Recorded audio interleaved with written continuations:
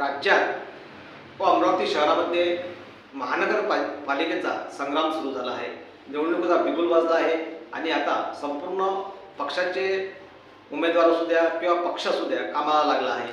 आपल्यासोबत जुळले आहे जे महानगरातील सर्वांना परिचित असलेले अहमद पठाण, जे मिनी महापौर राहिलेले आहे महानगरपालिकेमध्ये. त्यांना मोठा अनुभव सध्या आलेला आहे आणि या संदर्भात त्यांची उमेदवारी हे मात्र निश्चित मानल्या जात आहे. राष्ट्रवादी काँग्रेस अजितदादा पवार गटाकडून ते निवडणूक लढणार आहे त्या घड्याळ्या चिन्हावर आणि ते पहिल्यांदाच माध्यमासमोर आले आहे आणि आपण त्यांना पक्षश्रेष्ठीने फॉर्म भरण्याचे आदेश दिल्यानंतर आता ते आपल्यासोबत जुळले आहे.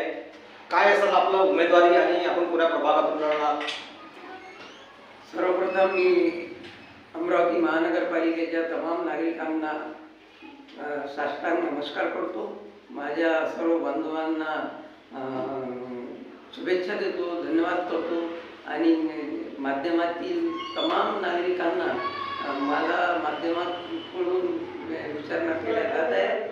दर्शकांना शुभेच्छा देतो. प्रभाग नंबर 16 मधून आपण उमेदवारी दाखल करणार आहे आणि कधी उमेदवारी दाखल करणार आहे आणि प्रभागाच्या कोणत्या मुद्द्यावर आपण निवडणूक सध्या लढणार? मी सोमवारला 29 तारखेला उमेदवारी नामांकन अर्ज दाखल करण्याच्या बाबत माझ्या पक्षश्रेष्ठींना विचारविनिमय करून 29 तारखेला माझा नामांकन अर्ज दाखल करण्याकरिता मी जाणार आहे. प्रभागातल्या काय समस्या आहे आणि प्रभागातून आपला काय मुद्दा असेल निवडणूक लढण्याचा? माझ्या अलीमनगर प्रभाग क्रमांक 16 या क्षेत्रामध्ये आज बरेचसे असे विकास कामं रखडलेली आहेत जी यापूर्वी 2007 मध्ये मी महानगरपालिकेची निवडणूक लढवली होती. त्यावेळेस माझा जो विकास होता, त्यानंतर 2012 मध्ये माझी पत्नी होती, त्यांचा सुद्धा भरपूर प्रमाणात असा विकास होता. त्या 2017 मध्ये आमच्या अलीमनगर प्रभागातला विकास रखडून गेला. हा रखडलेला विकास पूर्ण करून घेण्यासाठी मी पुन्हा महानगरपालिकेची निवडणूक नागरिकांच्या अपेक्षेवर समोर आलो आहोत. पक्षश्रेष्ठींनी मला जबाबदारी दिलेली आहे.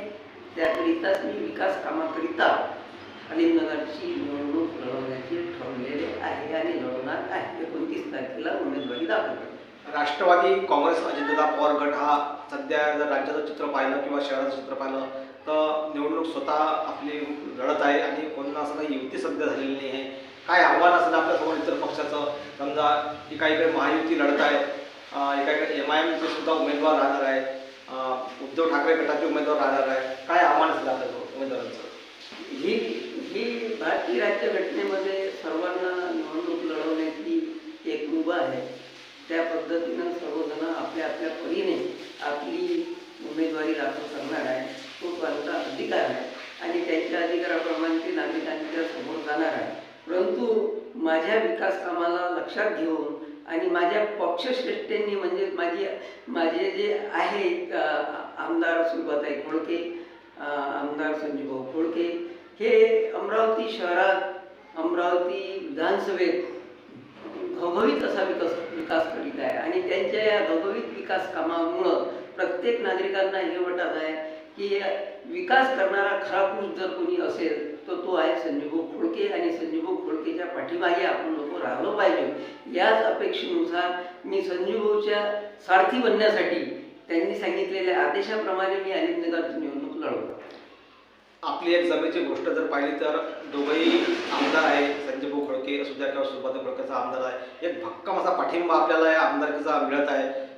अमरावती शहरात स्वच्छता जर मुद्दा घेतला तर गंभीर प्रश्न निर्माण झालेला आहे आणि स्वच्छते संदर्भात तुमचं काय विचार आहे? मागील बऱ्याच वर्षापासून अमरावती शहराचा स्वच्छतेचा विषय आहे. हा नागरिकांना बिलकुलच आवडून न राहिलेला आहे.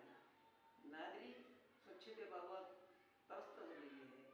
नागरिकांना कुठल्याही पद्धतीची यांच्याकडून स्वच्छता मिळत नाही आहे. स्वच्छता ही नगरसेवकाची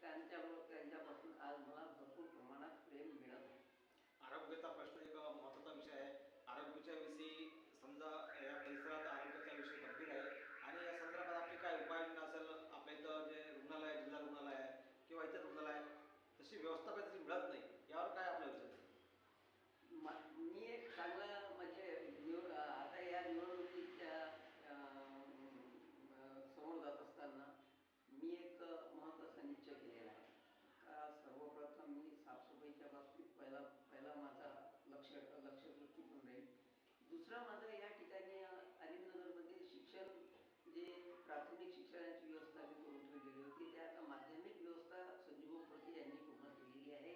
तो माझा एक महत्त्वाचा मुद्दा होता की हे माध्यमिक शिक्षण या अलिमनगरच्या शाळेमध्ये कसं मला करता येईल, त्या हिशोबाने मी माध्यमिक शिक्षणासाठी इत्यादी 10वीपर्यंतचं शिक्षण देण्यासाठी एक निश्चित केलेले होते. परंतु संजीव भाऊने माझ्या परिसरातल्या माझ्या शाळेमध्ये 10वीपर्यंतची शाळा त्यांनी सुरू करून दिली. त्याबद्दल मी त्यांचे खूप खूप आभारी आहोत. यासाठी आभारी आहोत का जर हा त्यावेळेचा मुद्दा त्यांच्याकडून झाला नसता तर मी लोटांगण घालून सुद्धा ती माध्यमिक व्यवस्था करण्याची पूर्ण संकल्पना माझ्या मनामध्ये होती आणि ते मी पूर्ण करणार होतो. पण मला ती संकल्पना आणण्याची वेळ संजीव भाऊने ठेवलीच नाही. संजीव भाऊनं पहिलेच त्यांच्या आमदारकीच्या कारकिर्दीमध्ये अलिमनगरमध्ये माध्यमिकची शाळा आणून दिली. आमच्या गोरगरिबांच्या मुलांना 10व्या वर्गापर्यंत इकडे तिकडे कुठेही शिक्षणासाठी भटकता येत नाही. आता त्याच ठिकाणी 10वीपर्यंत शिक्षण घेता येते आणि 10वीपर्यंत शिक्षण घेत असताना आता एक शाळा झाली, 10वा वर्ग झाला. परंतु 10वा वर्ग झाल्यानंतर 10व्या वर्गातला जो विद्यार्थी आहे, पहिल्या वर्गातला जो विद्यार्थी आहे, 7व्या वर्गातला जो विद्यार्थी आहे, 10व्या वर्गातला जो विद्यार्थी आहे, याचा जर आपण विचार केला तर एखाद्या पहिल्या वर्गाच्या विद्यार्थ्याला जर आपण पहिलीच्या हिशोबाप्रमाणे जर प्रश्न विचारला तर आज तो 0 बजेटमध्ये आहे. 7व्या वर्गाच्या विद्यार्थ्याला जर आपण एखादा प्रश्न विचारला तर तो आपल्या प्रश्नावर विशेष लक्ष न देता तो भलतीकडेचे उत्तर देते. आणि 10व्या वर्गातला जर समजा आपण त्याच्याकडे विशेष लक्ष देऊन पाहिलं नाही, परंतु नागरिकांकडून वेळोवेळी माझ्याकडे तक्रारी येत आहे का तुम्ही होते त्यावेळेस आमचे विद्यार्थी चांगल्या पद्धतीचे या शाळेमध्ये शिक्षण घेत होते. आज मात्र या शाळेमधलं शिक्षणची व्यवस्था जी आहे हे कुठंतरी कमी पडल्यासारखी दिसत आहे. विद्यार्थ्यांना परिपूर्ण पद्धतीचं शिक्षण मिळत आहे, पण क्वालिटीच्या पद्धतीचं जे शिक्षण मिळालं पाहिजे ते आमच्या शिक्षक बांधवांकडून किंवा आमच्या पालक वर्गाकडून आमच्या विद्यार्थ्यावर लक्ष न देण्यासारखाचं काम या ठिकाणी दिसून येत आहे.